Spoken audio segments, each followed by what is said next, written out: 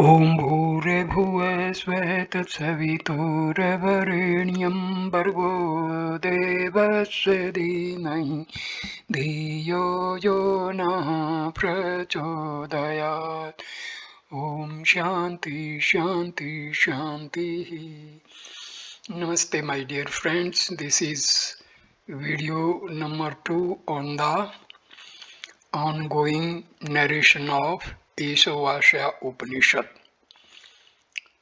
In these videos, I am going to explain the Isavasya Upanishad mantras in detail. I start this video number 2 with mantra 3, stanza number 3 of Isavasya Upanishad. असूर्या नाम ते लोकः अंधेन तमसा आवृतः ताम सते प्रत्याभिगच्छन्ति ये के चातम हनो जनः. Sunless are those worlds and enveloped in blinding gloom to which all those people who are slayers of their own souls go departing from here. The destination or the goal reached by those who are spiritual suicides are mentioned here. In the scheme of the Upanishads, the first stanza was relegated to explain the goal, the process, and the training for those who are walking the path of renunciation, while the second stanza was employed in explaining the path of action, which is mainly meant for those who have not got the qualification for pursuing the path of meditation. The great rishis thus divided mankind into two groups, the meditators and the active workers. All human beings born should toe the line either of the meditators or of the great man of action.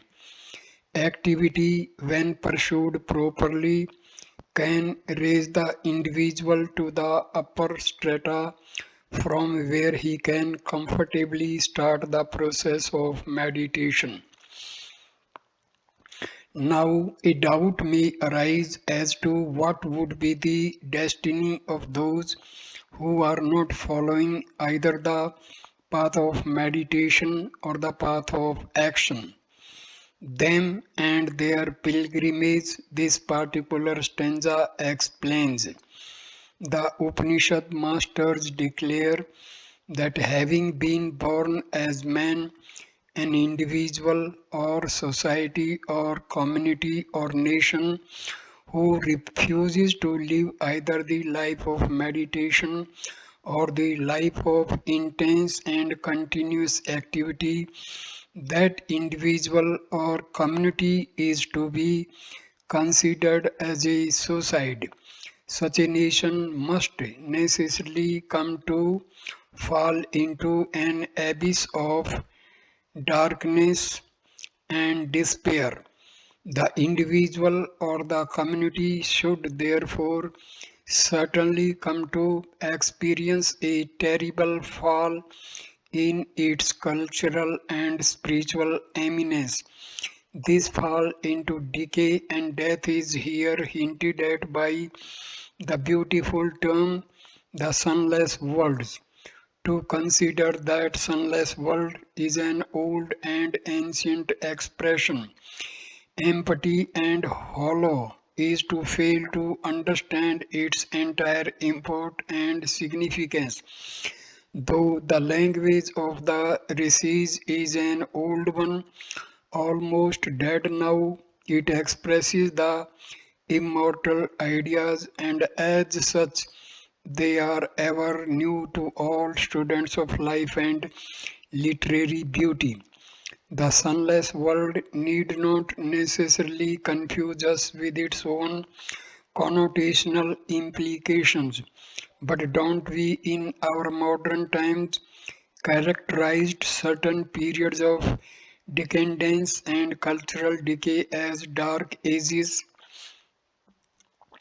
If a generation refuses to live the higher values of the life divine and plan out its cultural activities and creative programs, it must at least necessarily work in the world with all enthusiasm and zeal to produce sufficiently to distribute equally and to enjoy liberally. In short, the world can sustain itself only through diligent activity, either in its spiritual life or in its planned out material existence.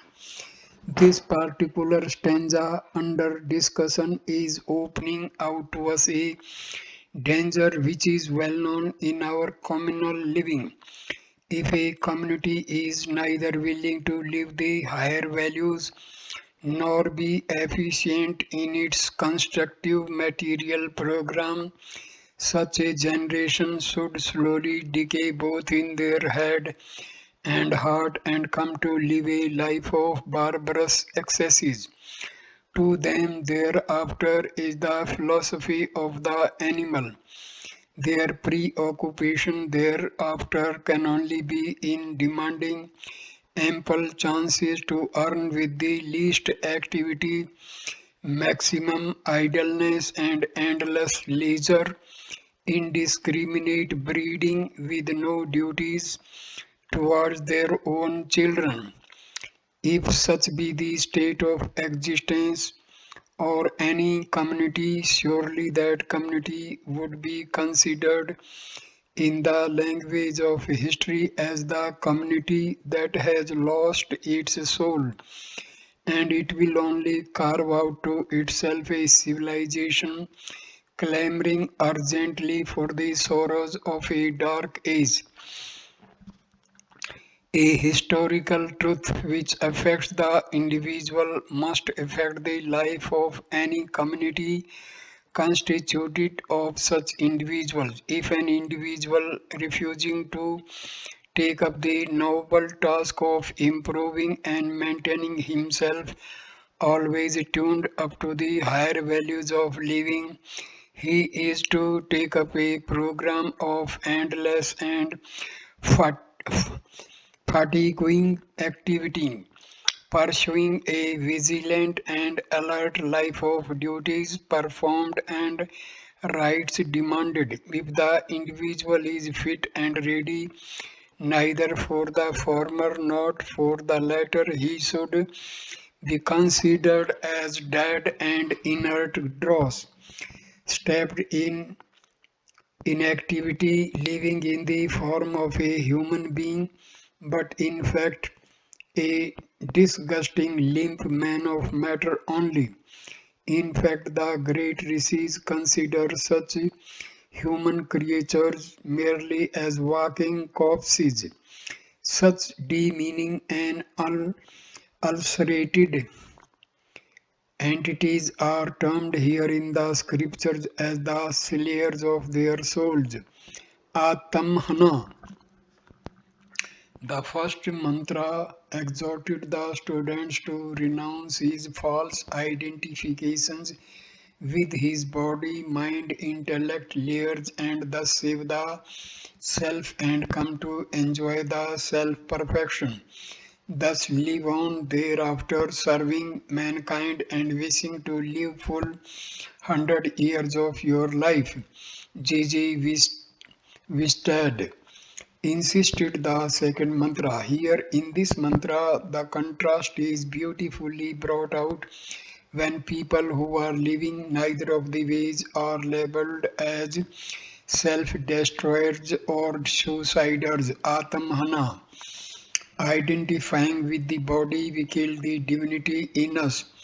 Detaching from it, Taktena, you come to enjoy the self.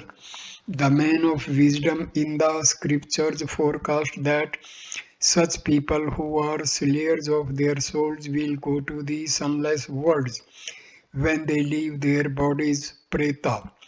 Sri Sankara, however, has his own orthodox interpretations. He wants to point out that mere rituals Without knowledge will bring the individual only to the heaven, the abode of the Suraj gods. Without the knowledge of the self, even these worlds of the Suraj is only the worlds of the Asuras, full of sorrow when compared with the absolute bliss in the self. They are indeed a Surya worlds, blinding darkness, andham tama. Again, this also brings out the contrast here in ignorance. We live now at least in visible darkness.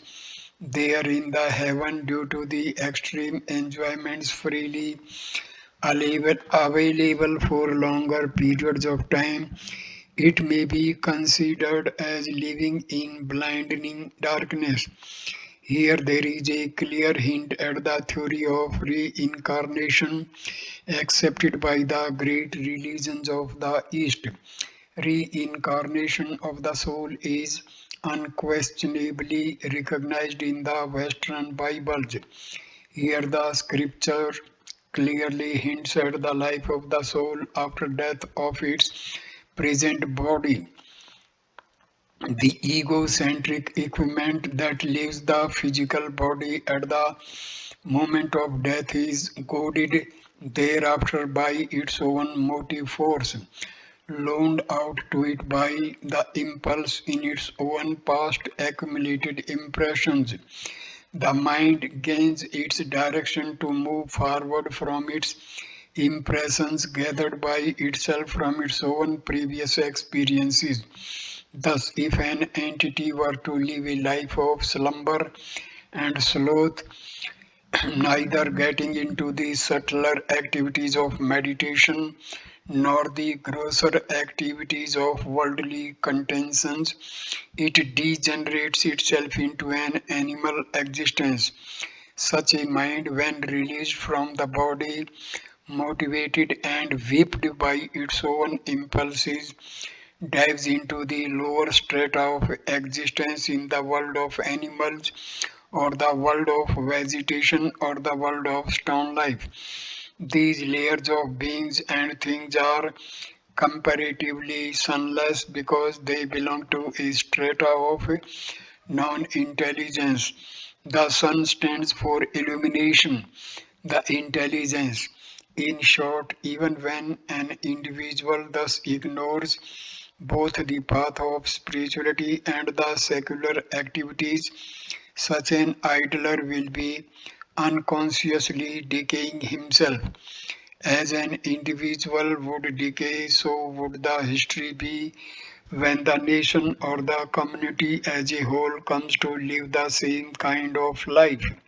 People, jana,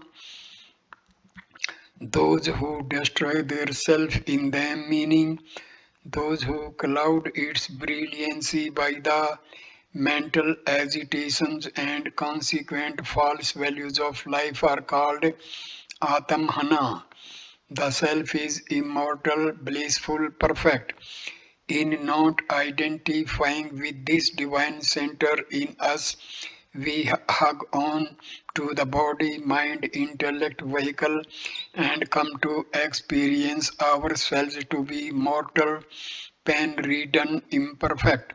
Such egos, as a result of their vasanas, again and again take up forms and come to be born in different environments where they seek satisfaction through sense gratification, happiness, through desire, fulfillment, security, through wealth and glory, through popularity, suffering, failures, sorrows, dejection, and despairs. The man, Jana, again dies to be reborn again in other environments with the required vehicles to fulfill his life and its inner urges. Those who thus are caught in the wheel of life, death, and life again are called Jana. With this mantra, the third wave of thought in the Upanishad has ended. Here follows the fourth wave of thought, in which we find a beautiful description of the self, the goal to be reached, where alone is the divine sense of eternal fulfillment. Stanza number 5. Anis dekam manso javiyo nen deva apno van puro marshate tadvavato nyanyeti tist tasmin annapo matrisva dadhati. The self is motionless, one swifter than the mind. The Devas could not overtake, it ran before them. Sitting, it goes faster than those who run after it. By it, Matriswan sports the activity of all living beings, the element water. From this stanza onwards, we have in four continuous mantras the description of the Supreme indicated in terms of its qualities, and these stanzas together is one Vakya representing the fourth wave of thought. Though the eternal has no quality of its own, since the language can explain only in terms of gunas or experiences, the qualities of the self are indicated here, which are not to be taken literally. Certainly, it is a futile attempt to try to explain the infinite in terms of a finite language. The inability of the language to express the inexpressible is found enlarged and clearly expressed in the very language in which the Upanishad is trying to explain the self in these four stanzas. The Atma or the self is motionless, says the Upanishad. When it says that it is motionless, it is not to be understood as explaining the inability or the impotency of the Supreme. The word motionless is only an indication of the all pervasiveness of the Supreme Reality. Motion is a change in time and space. I can go from this chair to another chair. In the other chair, I am not at present sitting. A thing can move to another spot only when it is not already occupying that indicated spot. When I am sitting in this chair, I cannot move myself into this very chair, for I am already filling with myself this entire chair. Similarly, the Atma cannot move because it is all pervading. An all pervading reality cannot and need not move anywhere because there is no spot wherein it is not already existing. This idea is indicated in the epithet motionless used here by the great rishis. The term anejat, motionless, steady, changeless, used here is in perfect contrast with jagat, moving, running, changing, which is our constant experience. So too, the Upanishad indicates truth as the one ekam, as a contrast with the many anekam that we experience. Thus, the truth has been here defined through the indications contained in these terms as something other than our known experiences. It is the one in the many, the constant factor that sustains in and through all changes, as the ocean does in spite of the calamities of the waves. The seekers strive to realize this unity in the diversity, this unifying chord of love and joy, existence and power that strings them all together. The Upanishad asserts that the self is swifter than the mind. By denying motion, it is not denying the speed with which its rate of motion. The mind is the fastest thing in the universe, But the self runs faster because the mind, before it could reach the spot of its contemplation in the form of existence, the reality is already there where the mind has reached. You could see it at this moment in thought, any distant place which you might have visited earlier. The thought can certainly move to that place of previous experience in almost no time, but by the time the thought has reached the spot seems to have been already blessed by the quality or the principle of existence. Thus, the reality seems to have already reached the places where the mind could, in its arrow flight, land at any time. In short, the self is now discussed here as all pervading, and it is explained in terms of two of the ways in which we understand a thing in the world of objects. We understand motion, we understand speed. By denying the former and asserting the latter, the rishis are explaining to us that consciousness or the self is a factor which in itself is motionless speed. It is certainly a scientific fact, but it reads as a contradiction in terms, and it is the only method by which our fact hunting intellect and observation thirsty understanding can be shocked to realize the magnitude and implications of the simple term all pervading. Since the consciousness is all pervading, it cannot move, and nothing that moves in the universe can ever move except in a medium of consciousness. This idea is emphasized in the first line of the stanza that Devas could not overtake it, it ran before them. This is a statement which must necessarily confuse even an intelligent reader of ordinary education. It is such a statement it is such statements which, when an unprepared student tries to understand literally, make him despair at his inability to understand the great scriptures. The scriptures being the science of religion, there is a method of studying it, and its language is extremely technical. The word devas in its etymological derivation has risen from a root indicating illumination. Thus, the word deva indicates that which illuminates. Therefore, in the context here, devas means the sense organs. In the scriptural literature, the word is very often used in this sense. It can also mean perhaps that we are ordinarily in our life worshipping our sense organs as though they are the gods. Ordinary men are devoted seekers striving diligently to propitiate the sense organs for their blessings.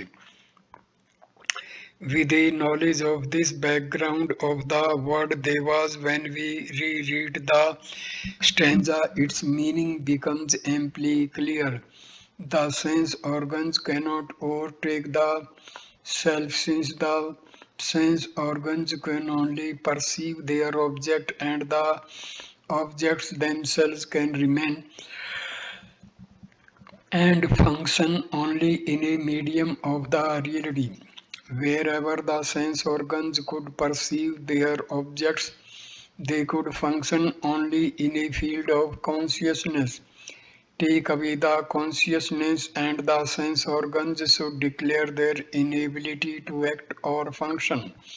Citing it goes faster than those who run after it. Here is another epithet by which the brilliant word painters of the Upanishads have tried to capture the ever eluding concept of the self in a network of their irreplaceable words. The motionless is thus not a dull inert entity which has no activity at all. In fact, it is beyond both activity and inactivity. This idea is conveyed by stating that the self, though seemingly inactive in its own real nature, seems to be most active. The steam in the railway engine can be described as motionless in its own real nature. The water evaporates to create the steam, and the steam moves the train. Of course, the train is being pulled by the dynamism of the steam. The steam can be therefore explained as that which goes faster than those who run after it, the bogies. The cause permeates the effects. The cup cannot run away from the mud. The sense organs and the sense objects spring from and exist in the self, and so they cannot, in their functions, ever remain totally away from the self. The medium of their existence, the field of all their activities. The self thus is not only all pervading, but it is the very substance and dynamism in all moments, and the very force behind everything which causes the activity in life. Presided over by the self alone, can all the tra- transactions of the life take place. It is life; without it everything is dead and non-existent. This idea has never been more vividly brought out as in the closing line of the stanza, when the rishis declare that Mantriswa, Lord of the atmosphere, air, supports the activities of the life because it derives its life force and vigor from this great and all-pervading reality. Consciousness and life is together a whole. It is equally distributed everywhere. It is all-pervading. The element water, Matriswa, the atmospheric air, no doubt supports the element water. In the sense it is grosser than air, but the beauty is in the suggestiveness thrown in due to the use of the term Matriswa. The word Mata means space, Akas. Air itself is supported by Akas, which is the cause for the air. Now, air in its turn is the cause for the waters, which sustains all life, all forms. From the self, the very Akas has emerged out, and all the rest are playing the game of cause effect. Therefore, only in the self. According to Sri Sankara, Matriswa refers to the individuality, jiva, and water. Apa here means karma. Then it would mean that all activities of all individualized personalities are always within the self. Wherever life is sustained, it is because of the will of organism to live self-conscious. As such, the Supreme is the very source from which air takes its potency, by which it gains its miraculous capacity to sustain, nourish, and maintain the life in the forms. The same idea is much more vividly brought out in the following stanza number 5.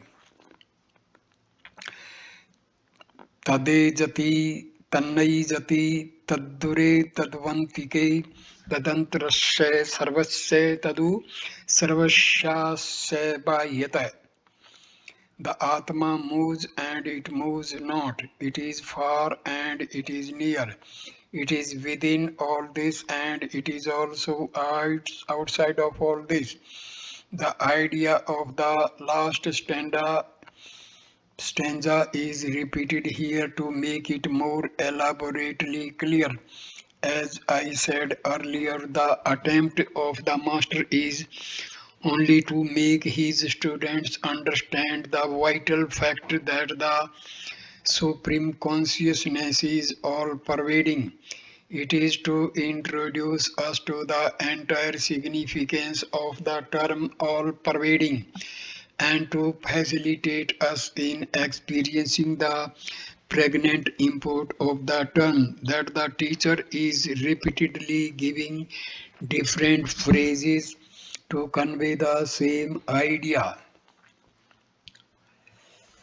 It moves, yes, the ghost shows signs with its wizardly hands and with its horrid face grins at the deluded, but the post, which is the reality behind the ghost vision of the dusk, that moves not, the pure awareness or consciousness, the life principle in all beings in its all pervading essential nature, neither moves nor acts. Established in its own glory, it revels in its own existence. But matter, vibrant with the touch of life, flutters and trembles, sighs and sobs, moves and acts, accomplishes and enjoys. With reference to the waves, the ocean is termed as surging, seething, heaving, roaring, etc. But in its own true nature, the ocean is not the waves alone, and it is tranquil and peaceful, motionless and majestic in its own depthless calmness and serenity. So too with life as such, the Atma in its all-pervading nature is motionless and it neither acts nor works. With reference to the matter envelopments around it, it life can be defined as thinking, feeling, or acting. The boat moves but never the lake. Sitting in a train that is halting at a station, the traveler looks out through the window to a moving train on parallel lines and feels that his own train is moving. With reference to a moving factor, the motionless would look as though moving, though itself is motionless and still. When viewed from the deck of a moving boat, the trees on the banks are seen moving. Perceptions are always relative. Similarly, viewing the motionless spirit of life from and through the world of agitations in matter, the spirit itself looks as though it moves, and yet in its real nature it moves not. It is distant and it is near. This alone can be the definition of the all-pervading. India is not only here, nor in Delhi, nor Calcutta alone. It is there in Cape Comorin and Bombay also. The state called India is all-pervading as far as the frontiers of this country defines it. Similarly, the pure consciousness, the supreme reality, being all-pervading, it is at once near and the most distant. For those who have the qualifications of both the head and the heart necessary for the correct discrimination between matter and the spirit, and for those who have the necessary spiritual thirst and divine energy to pursue the path of seeking through tireless meditation. To them, the self is the nearest, occupying the center of their own individualized personality. Nothing is in fact near to us as our own self, but to others, the reality is indeed very far from their realization. The self is not only to be realized in the center of our own individual life, but it is to be experienced as the same everywhere.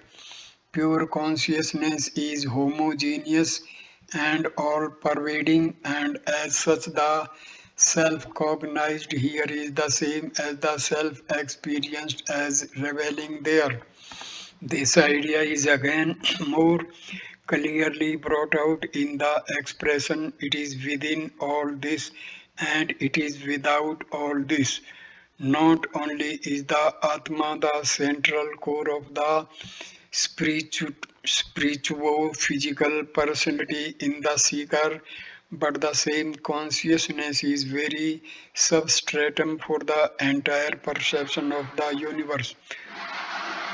To consider to consider the self to be only within and thus to live a life of pure introversion is a negation of truth, and it is condemned from the Hindu scriptural standpoint. Thus, those who know the scriptures will not dare accuse Hinduism of being a religion of inward gazing only. In fact, the whole Isavasya Upanishad, it will be revealed, is a cry to the true Hindu to desist from bec- becoming merely self-centered, to the utter neglect of his life in the outer world. In this relationship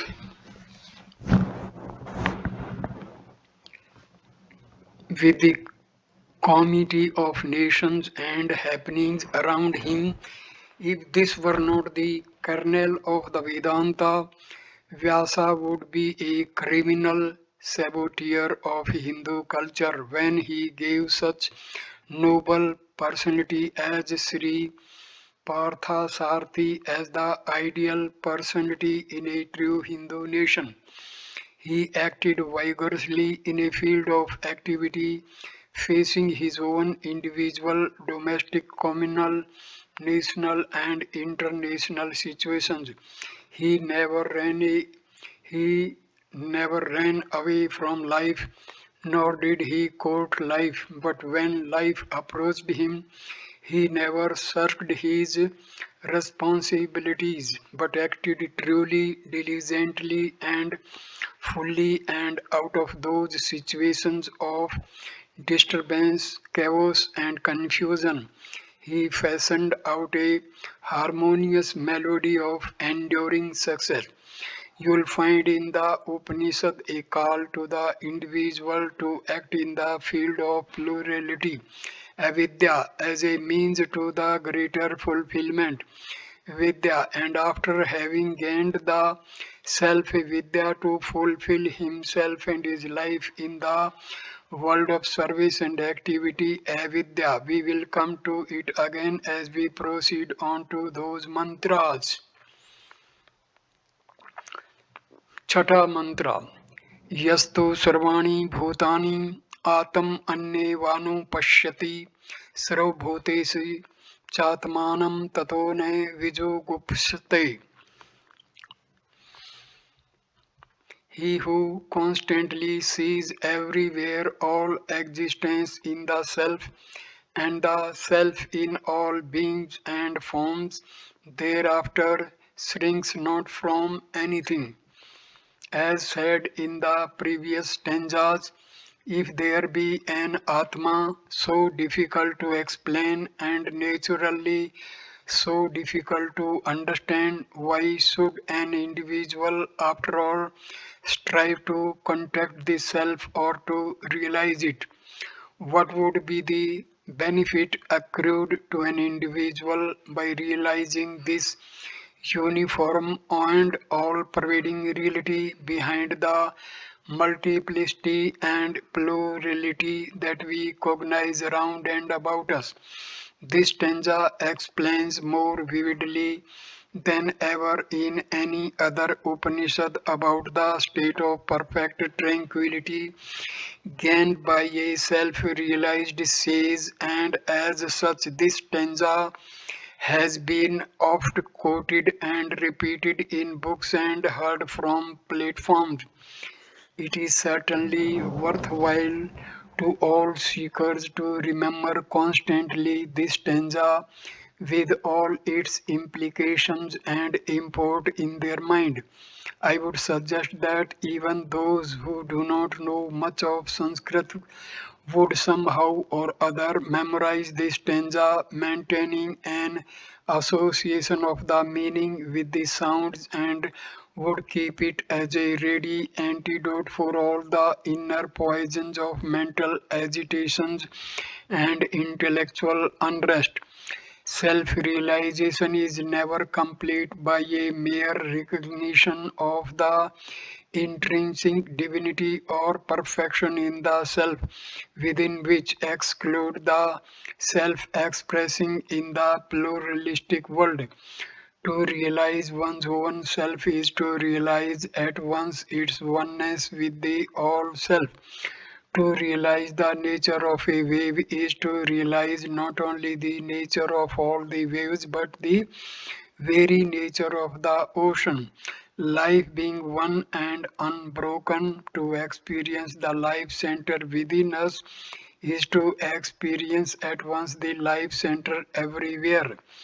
A man who has thus fully and completely experienced the life principle, the self within him, which is the one that is all pervading, such an individual's realization alone is true wisdom, eternal, immortal, and true. The one who has thus realized the core of all beings as the core in himself and his own self as the self in every name and form, he is a sage, a prophet, or a godman, a true leader of the people and a guiding power in the universe. In realizing thus, the individual gets permanently divorced from all his mental ideas of repulsion, shrinking, dislike, fear, hatred, and such other perversions of feeling. These arise from the sense of division and plurality and consequent personal sense of opposition to other beings or objects around us. When all the hatred, jugupsa, has dried away from the mind, the individual experiences an unbroken state of tranquility. Thereafter, in all types of circumstances, favorably or unfavorable in the language of the world, the same state of mind has been described in the Gita also by its terms Samtva. Sri Aurobindo in his Isha Upanishad in a footnote explains this idea very vividly. He says Jugupsa is the feeling of repulsion caused by a sense of want of harmony between one's own limited self formation and the context of the external, with a consequent recoil of grief, fear, hatred, discomfort, and suffering. It is the opposite of attraction, which is the source of desire and attachment. Repulsion and attraction removed, we have samtva. The human individual is proving himself inefficient and ineffectual in this world of contentions, mainly because of his own agitations. A tranquil mind is as potent as God. The more we gain this inward tranquility, samtva, the more joyous and effective our lives become. But the enemy to this tranquility is our own jugupsa, and therefore one can easily understand how much one can rehabilitate one's own godly personality if one were to pursue the technique of spiritualism and eradicate from one's mental constitution this canker of jugupsa. Repulsion, hatred, shrinking, dislike, and fear, etc., can come not with oneself but with another. The intellectual I may dislike or fear or hate the mental I at a given time and place, but here also there is a pluralistic concept. The other is always necessary for one to entertain jugupsa, but when we have realized and are experiencing the oneness of the self. And when we have got more and more established in that experience, where can there be the other accepting the self? When the other has retreated, the mental perversion of jugupsa also disappears from the mind. This is the great goal of perfection pointed out by the great rishis, and we may add here that in no other religion of the world has this scientific truth been so vividly explained as in Vedanta. The rishis understand that this idea, so subtle and unusual, may not be correctly understood by the students easily, and the following stanza is again dedicated to explain much more vividly the same truth. Stanza number 7. यस्मिन् सर्वाणि भूतानि आत्मैवा भूद्विजानतः तत्र को मोहः कै शोकः एकत्वमनुपश्यतः. When to the knower all beings have become one in his own Atman, how shall he feel deluded thereafter? What grief can there be to him who sees everywhere oneness? In the previous stanzas, the rishis explained to us the glory of self-realization in a language of negative assertions and not in the language of a positive declarations. We were only told that the individual will have no more any repulsion against or hatred for anything in life. But here in this stanza, the same idea has been explained to us by the rishis with more emphasis and practical assertions. Not only that a man of self realization has understood in his own vital experience that he is not a separate individual living as opposed to others, but in his essential nature he is nothing but the harmony or unity that underlies all seeming discord or plurality, which are perceived as a scum upon the reality.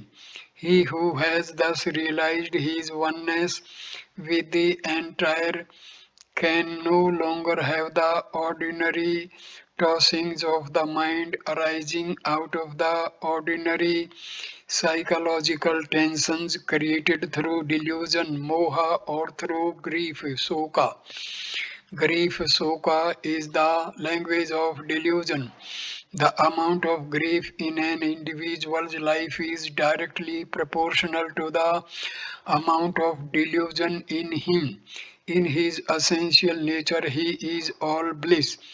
Unity or harmony is bliss, but in delusion, when he cognizes plurality and discord, there arises in him the experience of grief.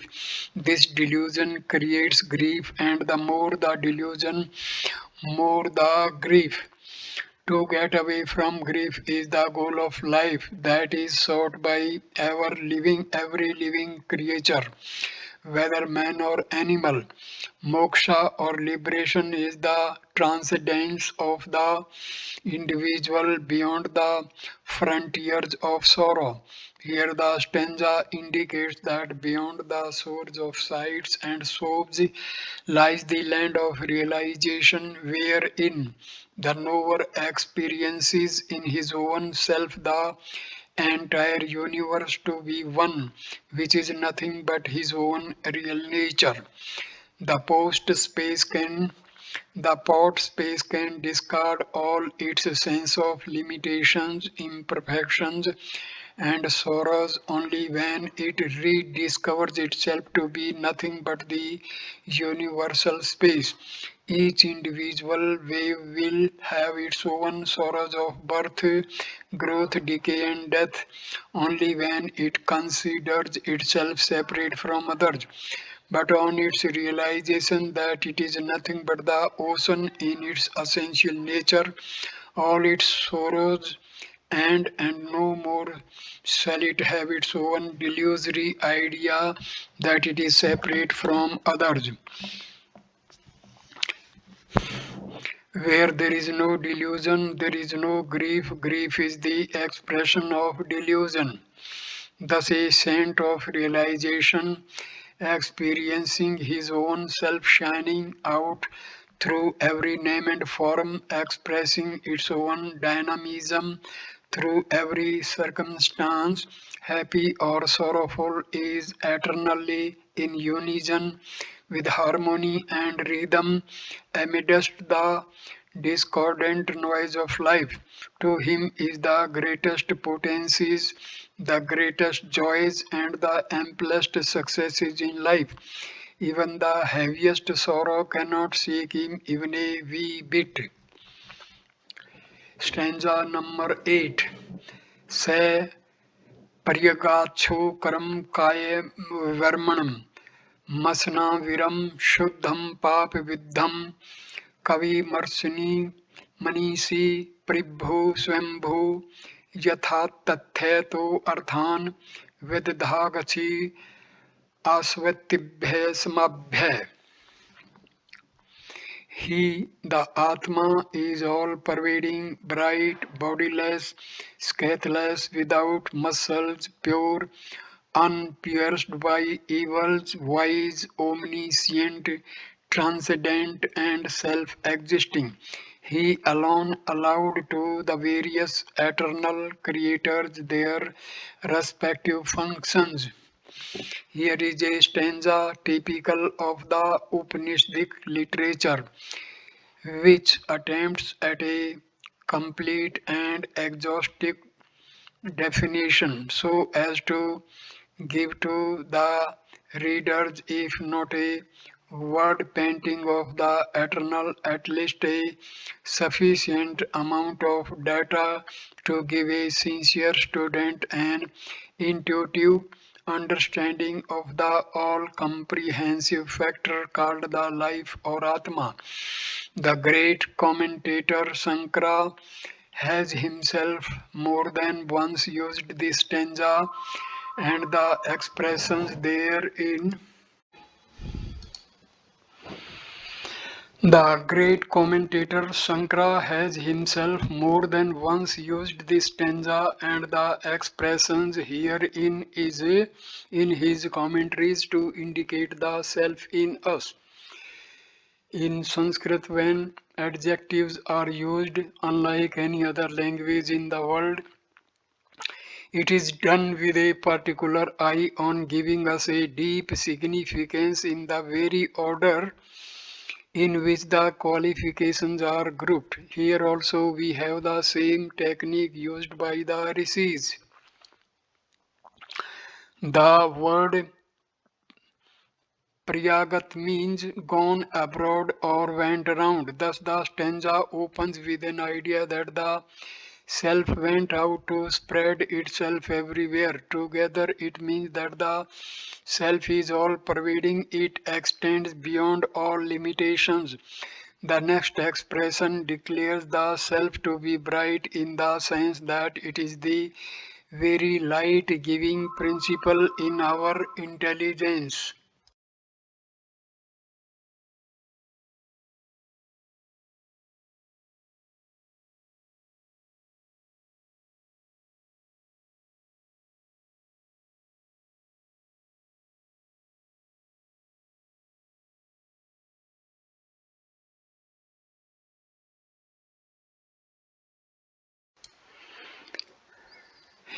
A Kayam bodiless self or pure life is indicated here by saying that it is bodiless. Here it means that it has no connection with the matter envelopments in general constituted of the five great sheets as explained and pointed out by us in our introductory lectures. It is no more or a prisoner in the body, all its identifications have ended forever. The expressions sheathless and without muscle clearly point out that it has no physical body at all. Ulcers can come only on the physical body. Where there is no body, there no disease can come. The same idea is being more forcefully emphasized when the self is described as that which has no muscles. The term Shuddha, pure, indicates that the Atma has no causal body since it is untouched by sin. The greatest sin in us is our own ignorance of our real nature, which in its turn creates all the animals, passions in us, goading us to more and more inhuman and animalistic actions. The self in immaculate apapividham. So far, the self has been indicated by the rishis in the language of negation. Not this, not this. There are two methods by which we can explain the post to a deluded man who is suffering under his own delusions caused by the vision of the ghost. He can be shown that the ghost is a delusion, and he can also be positively guided to the recognition of the post. With the deluded friend of ours, we can only start in the language of negation. Similarly, here the great Rishi addressing us starts with the language of negation. He negates all other possibilities of our misunderstanding of the Atma. Without correct training and guidance, one is apt to consider that the self is the body or the intellect. The above expressions have in their very grouping indicated for the student that the Atma is neither the physical nor the subtle nor the causal body. Transcending them all is the self eternal and perfect. But the seeker knows no entity beyond the physical, the subtle, and the causal structures, and therefore he is apt to misunderstand the self to be a complete negative idea with no positive qualities of existence in it. In order to remove the idea that when the three bodies are removed, the self in its essential nature would become a zero or a non-entity, and to assert that it is a positive factor with all the dynamic qualities of life as such, we have here a series of phrases to declare the eternal nature of the self. The self is the seer. It is a declaration that the life sparks in us is the real vitality behind the eyes that see, the ears that hears, the nose that smells, the tongue that tastes, and the skin that feels. In fact, if the life principle is removed from the sense organs, they in themselves are impotent to register any impressions of their objects. To experience the world of objects, we need not only the sense organs, but it is equally necessary that the sense organs must function presided over by the grace of the self. Thus, the self or the Atma is the seer, Kavi, in all the sense organs, the mind and the intellect. None of the activities of perception, feeling, or thinking can be experienced by us if we are not charged by the life principle in us.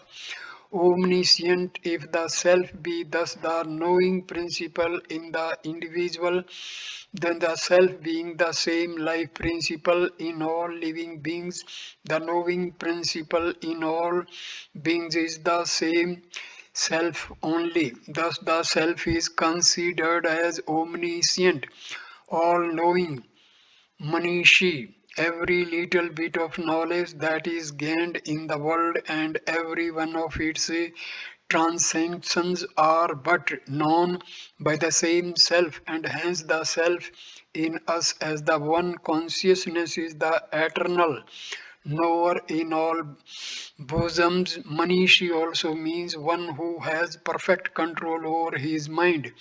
This Atma is certainly transcendent. Atma is a state of unexperiencable experience that lies beyond the realms of the finite. Transcending the finite lies the domain of the transcendent self. Self-supreme, Swambhu, we the finite creatures as human beings can struggle and strive to understand the reality behind the world of perceived plurality only through the intervention of our instrument of thinking and feeling.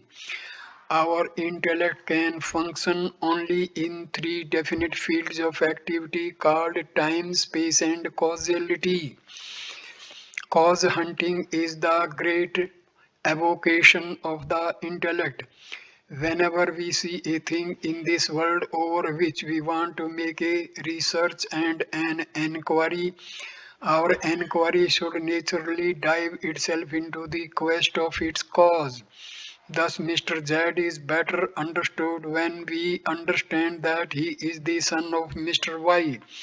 But if the enquiry is still carried on, we will have to come to a statement that Mr. Y is the son of X. X is the son of W, and in the same strand, we can arrive at a point when we shall understand that Mr. B is the son of Mr. A, but still there is scope to inquire who is the father of A. Similarly, in the world also, the causation hunting intellect will have to be checkmated at a particular point by a great grand position only to stem the tide of its own wasteful flow. Thus, philosophically, we have to accept that there was a first cause which in its never ending flow of changes has brought out the entire world of plurality as it is seen today. But that ultimate cause must in itself be uncaused by any other cause other than itself. This is the idea that is expressed here when the self is discussed as Swambhu, meaning self-sprung. It is not a it is not born out of a something, but it is self-born. In fact, philosophically, the idea expressed in this simple looking phrase is that the self is the first cause which is untouched by any effect, and that it is not in itself the effect of any cause. All effects are perishable since they are born. The self is imperishable and so it must be unborn, as if the intellect should ask for its cause. Then to answer it, we must say that it is the uncaused cause or the self-born, though this may look as an unsatisfactory explanation for the intellect. Those who understand the self to be that which is beyond the intellect can very well come to appreciate this term as echoing nothing but the ineffectual flutterings of an exhausted and self-founded intellect. After indicating thus the supreme reality with terms negating that which it is not and with terms positively directing our gaze to its manifested glories, the Rishi still feels dissatisfied and restless, and so continues the stanza even though the meter has ended. The Rishi seems to draw the stanza into even an ugly length because he feels as it were a fatiguing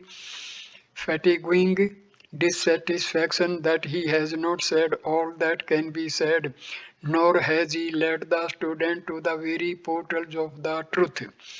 The terms employed in the first half of the mantra, such as Sukram, a Kayam, a Urinum, a Snaviram, Shuddham, and a Papvidham can all be considered as adverbs modifying Paryagat. The same set of terms can also be considered as referring to Isha, in which case the mantra would paint the idea of the seeker wholly becoming one with the pure, bodiless, luminous, incorporeal, immaculate Brahma, the eternal reality. Thus he cries that it is this self or pure consciousness that is the power and the strength behind the laws of all natural phenomena. If the movement of the planets, the regularity of the seasons, the harmony in nature, the rhythm in reproduction are all strictly followed without exception all round the globe for millions of years now. It is because of the unquestionable authority behind the lawgiver and his law. That authority, might, or power belongs to the supreme reality, the self. Stanza number 9. अंधंतम प्रविशन्ति ये विद्यामुपासते ततो भूय इव ते तमो इवो विद्यायामृतः. They who worship avidya alone fall into blind darkness, and they who worship vidya alone fall as they through into an even greater darkness. In the opening of this Upanishad, in our introductory lectures, we found that this Upanishad is an answer to the eternal doubt as to whether a life of action or a life of meditation is the ideal way of living. Knowledge versus action has been the eternal problem with every generation of thinkers that had come to observe lives closely as a theme for their scientific investigation. Even today, we find off and on controversies over the religious versus the secular, etc., which are all nothing but now new epithets used in expressing this eternal problem in the mind of every generation. In this stanza, the Rishi has opened up the problem and he is to summarize his conclusions in the following three mantras. The terms used by the Rishi in defining this problem of outward activity versus inward contemplation are avidya and vidya. These two terms have been so much loosely used in the time of the rishis themselves that perhaps the student of that age needed a correct restatement of their philosophical implications. Vidya and avidya have been used also to connote upasana vidya and karma avidya. In that general sense of the term, those who are keeping themselves engaged exclusively in a field of ritualistic activities certainly find themselves reaching thicker delusions.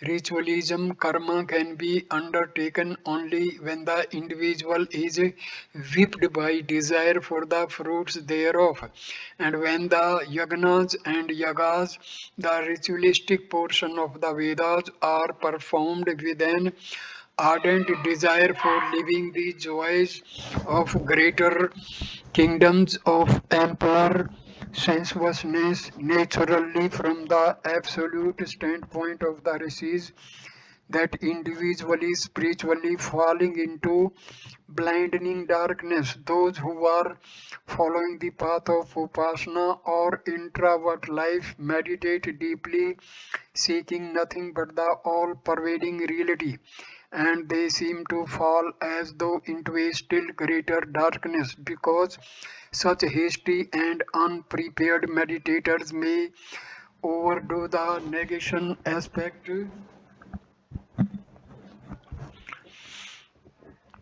technique of meditation and reach a destination of blind non-existence. In this connection, the term as though a greater darkness is very significant, it is not really darkness. According to Sri Sankara, Bhagavad Pada Vidya means Devata Jnana, leading to the abode of the Devata, so propitiated, and Avidya as ritualistic karma. To Sankara, karma means desire prompted rituals which lead one to joys of the heaven. Pitriloka, as we admit avidya to be karma, it would be more natural to accept it as all sadhanas that lead the seeker nearer to the goal. Also, the meaning that by karma one would reach Pitriloka and by upasana of the Devata one would attain the Devaloka is not quite an appropriate theme in the Upanishad, as these topics have been already exhausted in the earlier part of the Veda textbook in its Karmakanda portions. At the same time, we cannot also emphatically say that these topics are totally absent in the Upanishad. However, the context here would demand that we take Vidya to be the higher meditation and Avidya to the all sadhanas that prepares one by exhausting one's existing vasanas to have a peaceful mind that can readily be brought to the seat of meditation. This we are not doing to shoot our purpose here. The negative prefix a in Sanskrit can mean either a mere negation or a negation and assertion, emphasizing something similar to but really different from the thing negated. Therefore, avidya can mean not vidya but something like vidya, though different from it, since in Vedanta it is accepted that selfless service will purify the personality and prepare it for contemplation and meditation. Avidya here should be understood as selfless, dedicated action. This is the theme in the Gita too. So I conclude this video at this stage. Thank you for watching this video. Next video number 3 will start with stanza number 10 of Isavasya Upanishad. Thank you. Namaskar.